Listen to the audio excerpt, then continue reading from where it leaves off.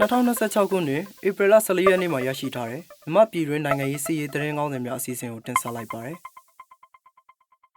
မကွေးတိုင်းပခုတ်ကူမြို့နယ်မြောက်လူကန်ရွာကိုစစ်ကောင်စီတပ်ကမီးရှို့ဖျက်ဆီးတာကြောင့်စာတင်ကျောင်းအပါအဝင်ရွာလုံးကျွတ်နေပါမီးလောင်ပြာကျခဲ့ပြီးမိတပ်ကိုအကြောင်းကြားခဲ့ပေမဲ့လာရောက်နှိမ့်သက်တာမရှိဘူးလို့ဒေသခံပြည်သူများကပြောပါရယ်။စစ်ကောင်ဆောင်မဲအောင်လိုင်ကတမရအဖြစ်ကျန်းသစ္စာဆိုပွဲပြုလုပ်ခဲ့ပေမဲ့နိုင်ငံတကာအတိုင်းဝိုင်းနဲ့ကုလသမဂ္ဂမှတရားဝင်အစိုးရအဖြစ်အတိမတ်ပြုတာမခံရဘဲအကြက်အတဲများနဲ့သာရင်ဆိုင်နေရတယ်လို့နေပြည်တော်စီရေးသတင်းရင်းမြစ်ကသိရှိရပါတယ်။အမျိုးသားညီညွတ်ရေးအစိုးရကာကွယ်ရေးဝန်ကြီးဌာနပြည်သူ့ကာကွယ်ရေးတပ်မတော် TRI ဗျူဟာနဲ့ဗျူဟာအမှတ်63မကွေးပြည်သူ့ကာကွယ်ရေးတပ်မတော်မကွေး PDF တို့ပူးပေါင်းပြီးတော့ရဲဘော်တွေရဲ့စီရေးစွမ်းရည်နဲ့ဥဆောင်မှုကဏ္ဍမြင့်တင်နိုင်မှုရည်ရွယ်ဖွင့်လှစ်ခဲ့တဲ့ NCO တင်နန်းစင်ပွဲအခမ်းအနားကိုဧပြီ17မှာပြုလုပ်ခဲ့ကြတယ်လို့ TRI ဗျူဟာကထုတ်ပြန်ထားပါတယ်။ဧပြီလ9ရက်နေ့ကြောက်ကြီးမြို့နယ်တဖျောင်းတန်းကြီးရွာအတွင်းကိုစစ်ကောင်စီတပ်ကဆက်တက်လေဒီ3စင်းနဲ့120မမဘုံသီး6လုံးကျဲချခဲ့တာကြောင့်နေအိမ်4လုံးထိမှန်ပျက်စီးခဲ့တယ်လို့ KNU ဘိုကထုတ်ပြန်ထားပါတယ်။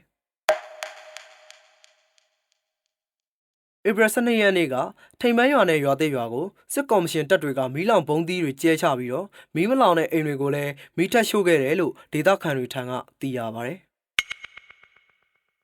ပဲခူးတိုင်းမုံမြို့နယ်မှာစစ်ကော်မရှင်ရဲ့ခမရ981ကတပ်သားကျော်မင်းခန့်တပ်သားကောင်းခန့်ကိုနဲ့တပ်သားအာဂါတို့ကတောင်စုကျေးရွာကနေထွက်ပြေးလာပြီးကရင်အမျိုးသားလွတ်မြောက်ရေးတပ်မတော် KNL တရင်8ထံကိုလက်နက်ချအလင်းဝင်လာတယ်လို့ KNU ကသတင်းထုတ်ပြန်ထားပါတယ်။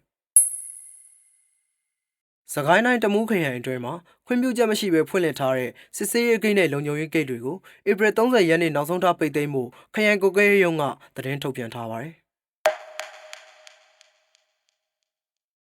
မွန်ပြည်နယ်ဘီလင်းမြို့နယ်မှာရှိတဲ့စစ်တပ်စခန်းတစ်ခုဖြစ်တဲ့ 4K စခန်းသိမ်းတိုက်ပွဲမှာចောင်းသားတပ်မတော် ABSDF ကတပ်ဖွဲ့ဝင်3ဦးရန်ကုန်တိုင်းပြည်သူ့ကာကွယ်ရေးအဖွဲ့ပကဖကတပ်ဖွဲ့ဝင်2ဦးစုစုပေါင်း4ဦးကြာဆုံးခဲ့တယ်လို့ရန်ကုန်တိုင်းပကဖနဲ့ចောင်းသားတပ်မတော်ကသတင်းထုတ်ပြန်ထားပါတယ်။စကိုင်းတိုင်းရင်းမာပင်မြို့နယ်နဲ့ပလဲမြို့နယ်အတွင်းမှာရှိတဲ့ကြေးရွာတွေကိုစစ်ကော်မရှင်ကဂျန်ယိုကော်ပတာဒရုန်းလက်နက်ကြီးတွေတုံးပြီးတိုက်ခိုက်ခဲ့တာမှာ73နှစ်အရွယ်မိန်းကလေးငယ်တဦးသေဆုံးပြီးတော့စာတင်ကျောင်းနဲ့ပြည်သူ့ပိုင်ပစ္စည်းတွေလည်းထိခိုက်ပျက်စီးခဲ့တယ်လို့ဒေတာရင်းသတင်းရင်းမြစ်ကသိရပါဗျ။